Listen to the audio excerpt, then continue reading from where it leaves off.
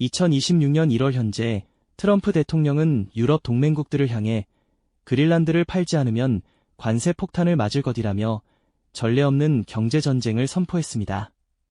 1,000조 원이 넘는 매입가까지 거론되는 지금 그린란드는 이제 단순한 섬이 아니라 세계 대전의 도화선이 될지도 모르는 뜨거운 감자가 되었습니다. 오늘은 이 화제의 중심 그린란드에 대해서 알아봅니다. 세계에서 가장 거대한 섬, 온통 얼음으로 뒤덮여 우리에게는 그저 얼음의 땅으로만 각인되어 온 그린란드. 혹시 이 거대한 땅이 한때 미국의 거액 제한에도 불구하고 팔리지 않았다는 사실을 알고 계셨나요? 하지만 지금 이 순간 우리가 익히 알던 평화로운 그린란드가 아닙니다. 이곳은 세계 강대국들의 숨막히는 신경전과 군사적 긴장이 최고조에 달하는 최전선으로 변모하고 있다는 충격적인 소식을 전해드리려 합니다. 믿기 어려우시겠지만 이는 엄연한 현실이죠. 우리가 왜 이 먼 북극의 섬 이야기에 귀를 기울여야 할까요?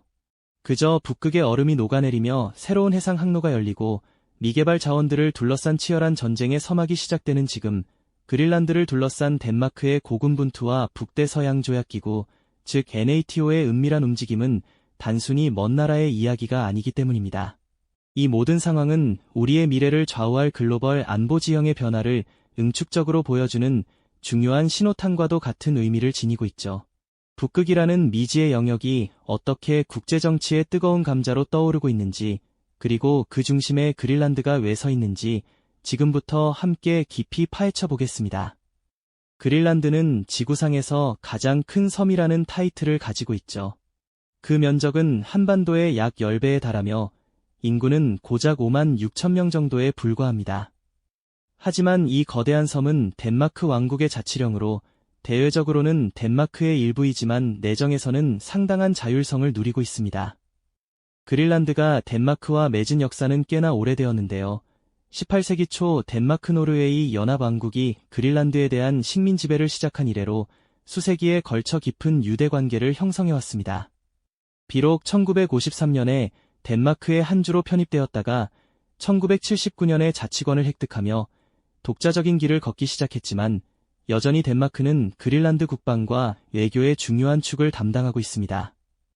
이처럼 역사적으로 덴마크의 품에 안겨있던 그린란드가 어느 날 갑자기 세계의 이목을 집중시킨 사건이 있었죠. 바로 2019년 당시 미국 대통령이 그린란드 구매 의사를 공개적으로 표명했던 일입니다. 이 소식에 전 세계가 놀랐고 덴마크 정부는 불쾌감을 표하기도 했죠. 하지만 이러한 미국의 제안은 그린란드가 단순히 얼음의 땅이 아닌 전략적으로 얼마나 중요한 위치를 차지하고 있는지를 명확히 보여주는 상징적인 사건이었습니다. 과거에도 미국은 1946년에 그린란드를 1억 달러에 사들이려 했지만 덴마크의 거절로 무산된 역사가 있습니다. 이처럼 강대국들이 그린란드에 끊임없이 관심을 보여왔던 배경에는 무엇이 있었을까요? 그린란드의 북극권이라는 지리적 위치는 예전부터 군사적 요충지로서의 가치를 높여왔습니다. 특히 냉전 시대에는 미국과 소련 사이의 핵대결에서 중요한 전략적 교두보 역할을 수행했죠. 미국은 그린란드 서부에 위치한 툴레 공군 기지를 건설하여 북미 대륙 방어 시스템의 핵심으로 활용했습니다. 이곳은 잠재적인 미사일 공격을 조기에 탐지하고 대응할 수 있는 최전방 기지로서 그 중요성은 이루 말할 수 없었습니다. 덴마크가 그린란드의 안보를 책임지는 주권국가로서 미국의 이러한 전략적 요구에 협력해왔던 것은 단순히 동맹국의 요청을 넘어 그린란드 자체의 지정학적 중요성을 인식하고 있었기 때문이죠. 이처럼 그린란드는 역사의 흐름 속에서 조용히 그러나 묵직하게 그 존재감을 드러내왔습니다. 그리고 이제 북극의 얼음이 녹아내리면서 이 오래된 전략적 가치는 또 다른 차원의 중요성으로 부상하고 있는 것입니다. 과연 이 모든 변화가 우리에게 어떤 미래를 가져다 줄까요? 이 거대한 얼음 대륙이 품고 있는 전략적 가치가 새롭게 조명되면서 이제 우리는 이 땅의 주권국인 덴마크의 어깨에 놓인 막중한 책임감을 들여다볼 차례입니다. 세계에서 가장 넓은 섬 그린란드를 방어해야 하는 덴마크의 임무는 마치 작은 배가 거친 대양을 홀로 항해하는 모습과도 같죠. 인구 약 5만 6천 명의 그린란드 주민들을 포함해 약 580만 명의 인구를 가진 덴마크가 과연 이 광대한 북극 영토의 안보를 어떻게 책임질 수 있을까요? 이는 단순히 국방력을 넘어선 그야말로 숙명적인 과제라고 할 수 있습니다. 덴마크는 이 거대한 도전에 맞서기 위해 실로 독특하면서도 매우 효율적인 방어 전략을 펼치고 있는 것으로 알려져 있습니다. 무엇보다 북극 순찰대는 극한의 환경 속에서 그린란드의 광활한 해안선을 감시하는 덴마크의 든든한 눈이자 예리한 기 역할을 수행하고 있죠. 이들은 영하 수십 도를 오르내리는 혹독한 추위와 맹렬한 눈보라 속에서도 개썰매를 이용해 수천 킬로미터에 달하는 무인지대를 끈질기게 순찰하며 불법 조업이나 잠재적인 위협 요소를 감시하는 데 전력을 다합니다. 마치 옛 서부 영화 속 척박한 땅을 묵묵히 지키는 레인저들의 모습과도 흡사하다고 할 수 있겠죠. 또한 덴마크는 최첨단 감시 레이더 시스템을 그린란드 곳곳에 전략적으로 설치하여 북극해 상공과 해상에서 일어나는 모든 미세한 움직임까지 놓치지 않고 포착하려 했습니다. 이러한 덴마크의 꾸준한 노력은 단순히 자국의 영토를 지키는 것을 넘어 북극 지역의 평화와 안정을 유지하려는 국제사회의 책임감 있는 일원으로서의 역할을 분명히 보여주는 것이기도 합니다. 이 과정에서 미국의 툴레 공군기지는 여전히 중요한 전략적 거점으로 기능하고 있는데요. 냉전 시대부터 북미 대륙 방어의 핵심 축이었던 이곳은 덴마크의 감시망과 긴밀하게 연계되어 북극 지역의 안보를 한층 더 강화하는 결정적인 역할을 수행하고 있습니다. 결국 덴마크는 제한된 자원과 국방력 속에서도 그린란드의 주권을 수호하고 동시에 강력한 동맹국과의 굳건한 협력을 통해 북극 안보의 최전선에서 고군분투하고 있는 셈이죠. 하지만 북극을 둘러싼 국제적인 긴장감은 비단 덴마크만의 문제가 아니라는 점을 우리는 깊이 인지해야 합니다. 냉전 이후 잠시 주춤했던 북극에 대한 NATO의 전략적 관심은 이제 완전히 새로운 국면을 맞이하고 있습니다. 과거에는 주로 소련의 핵 위협에 대비하는 단순한 방어선으로 여겨졌다면 지금은 러시아와 중국 같은 강대국들의 적극적인 북극 진출 시도에 맞서는 전략적 확장이라는 훨씬 더 복합적인 의미를 띠고 있습니다.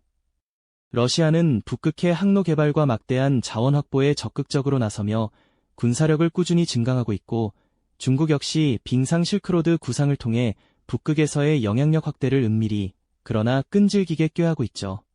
이들의 거침없는 움직임은 북극을 단순한 미지의 영역이 아닌 새로운 지정학적 경쟁의 뜨거운 무대로 급변시키고 있습니다. 이러한 국제정세의 급격한 변화 속에서 그린란드는 NATO의 집단 방위 체제에서 이전과는 비교할 수 없는 실로 매우 중요한 역할을 부여받고 있습니다.